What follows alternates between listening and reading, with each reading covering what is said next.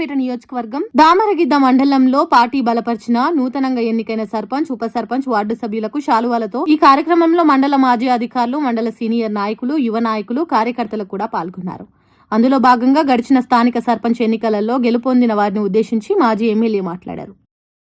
కష్టపడి ప్రజల కోసం కష్టపడి, రైతుల కోసం కష్టపడి, ఆడోళ్ల కోసం కష్టపడి, విద్యార్థుల కోసం కష్టపడి నారాయణపేట జిల్లా చేసి 24 గంటలు కరెంట్ ఇచ్చి ప్రతి గ్రామ పంచాయతీకి రోడ్లు వేసి ఒక్కరి దగ్గర బద్నాం కాకుండా, ఒక ఇసుక ట్రాక్టర్ అమ్ముకోకుండా,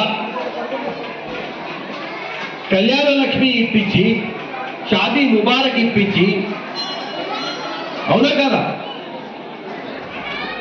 రైతు బంధు వేసి, రైతు చచ్చిపోతే రైతు బీమా ఇచ్చి, కరోనా కష్టకాలంలో కూడా మీ ఇంటికాడికి, మీ కళ్ళం కాడికి వచ్చి ఒడ్లు కొనుక్కొని పోయి అంత నియతగా పనిచేసే పార్టీ మనది. ఓకే, గెలుపోవటంలో సహజమే, అది వేరే, కానీ ఆ పార్టీకి మనకు కంపేర్ కాదే కాదు. దయచేసి నేను చెప్తున్నా, దొంగల పార్టీ అది. ఒకటి ఏంటంటే మీరు గ్రహించేది ఉండేది,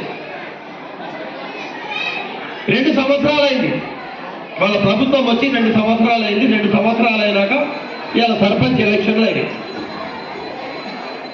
2 సంవత్సరాలు మనకు సరిపోలేదా మనం మోసపోయినామని తెలుసుకోవడానికి?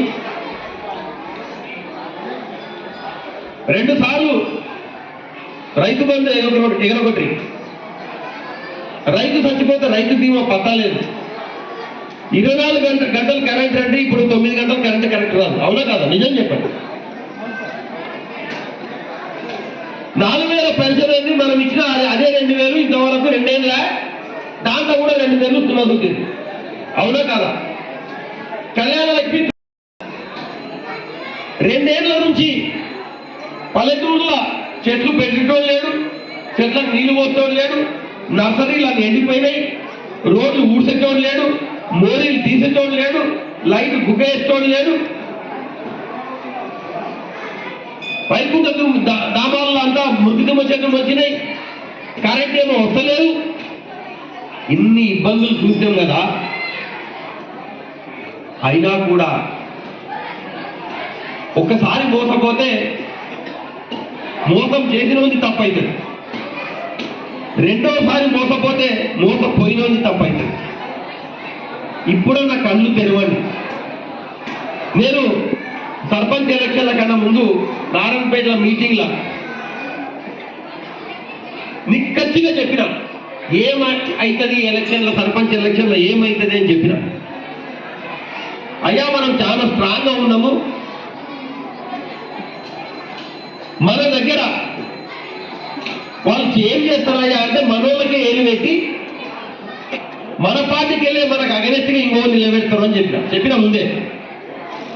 దయచేసి అటువంటి పనులు చేయొద్దు. పెద్ద మనసు చేసుకొని కులమనో బంధుత్వమనో అనుకోకుండా ఎవరైతే పార్టీకి వెళ్ళి నిలబడాలనుకున్నారో అందరు కూర్చొని మాట్లాడుకొని నేను చెప్పడానికి రాదు. ఎందుకంటే ఇద్దరు మనోళ్ళే, ఊరు పంచాయతీలో నేను చెప్పడానికి రాదు. సార్ అలా చూసినా సార్ ఆయన చెప్పే నాకు చెప్పకపోయాడు. మండల కమిటీని కూడా వేసినాం మేము. అయ్యా అట్లా ఏదైనా ప్రాబ్లం ఉంటే మీ కమిటీలు పోయి సాల్వ్ చేయండి అని, వాళ్ళ మాటలు కూడా ఇంగ్లేదని చెప్పేసి మన దగ్గర మనమే ఒక్కో దగ్గర ఇద్దరు మీద వాడేది, లేకపోతే వాడు మా కులమోడు అని వాడికి ఓటేసేది, లేకుంటే పోయినసారి నాకు వాళ్ళు సపోర్ట్ చేసింది నా ఎలక్షన్లో, ఈసారి వాళ్ళకి నేను సపోర్ట్ చేస్తానేది. ఇది ఎట్లా రాజకీయం అండి? ఇది ఎక్కడ రాజకీయం? 6 గెలిచినామని మన భుజాలు మనమే తట్టుకుంటున్నాం కదా. మరి రేపు ఎంపీటీసీ జెడ్పీటీసీ ఎలక్షన్లు ఏం చేస్తాం? ఇట్లా చేద్దాం. అది కూడా ఎంపీపీ కావాలా మనము? కావాలా కావద్దా? కొన్ని ఊళ్ళో క్యాండిడేట్ లేరు. 10 ఏళ్ళు మన పార్టీ అధికారంలో ఉన్నప్పుడు మీరు అనుభవించారు కదా మీ ఊర్లన్నీ. ఇవాళ ఏందొచ్చారైనా మీకు క్యాండిడేట్ కూడా పెట్టలేదు కొంత ఊర్లో. ఏం వచ్చా మీకు? 10 ఏళ్ళు అధికారం అనుభవించింది కదా, ఏం తక్కువ చేసింది మీ పార్టీ? మీ ఊరికి ఏం డెవలప్మెంట్ చేయలే, ప్రజలకు ఏం డెవలప్మెంట్ చేయలే. మనం 2 ఏళ్ళైంది కాంగ్రెస్ ప్రభుత్వం వచ్చి. ఈ మండలంలో ఒక రోడ్డు వేసిందా? ఉల్లిగూడ వల్ల దగ్గర కొట్లాడుతున్న కొట్ట దిగిన వస్తుంది.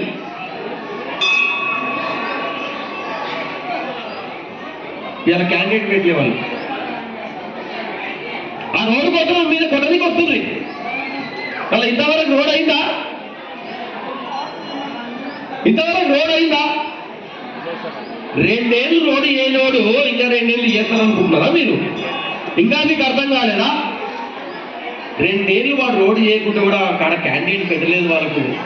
క్యాండిడేట్ వాళ్ళకి గెలిచేటట్ల ఇనానిమస్ చేస్తారు కదా. ఇక మీరు ఎట్లా పార్టీకి మీరు ఎట్లా ఇదైతారు? ఆలోచన చేయండి. ఇట్లంటే కోపం వస్తుంది మీకు. ఏందా ఆయన ఎట్లా మాట్లాడతాం? ఏం మాట్లాడుతున్నారు సార్? లైక్ చేయండి, షేర్ చేయండి, సబ్స్క్రైబ్ చేయండి. మరిన్ని వీడియోల కోసం బెల్ సింబల్ పై క్లిక్ చేయండి.